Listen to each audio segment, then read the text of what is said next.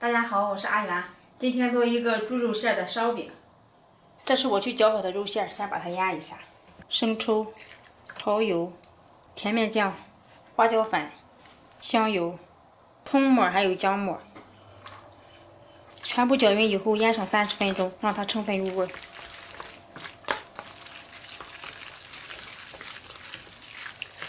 再倒一下油酥，锅热了以后倒上50克的油，倒上50克的面粉，开小火把它炒一下。炒至这样焦糖色就可以了，把它倒出来放凉备用。再和面，1斤的面粉大约用330克的常温水和成面团。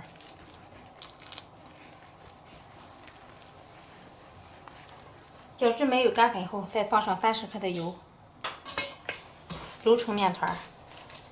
把这个面多揉一会儿，揉光滑。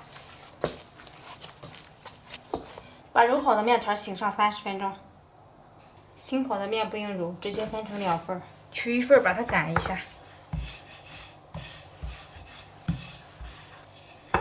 擀这样就可以了。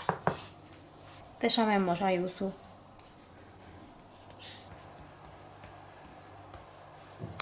再把它卷起来，切成剂子。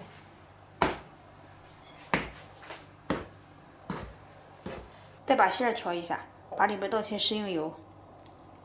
朋友们可以根据自己的口味再放盐，今天我这个就不放了，咸度已经够了，把它搅匀就行了。取一个剂子，把两头一捏，放在中间，再把它按一下，再擀一下，擀的边线薄一些，中间厚一些，包上馅儿。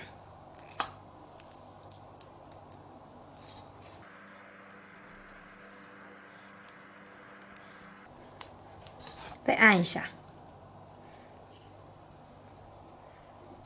先按这样就可以了。在上面刷上蛋液，打上白芝麻，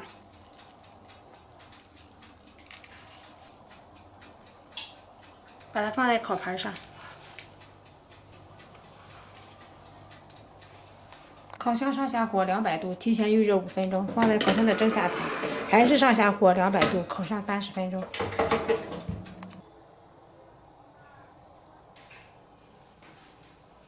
已经烤好了，掰开一个看一下。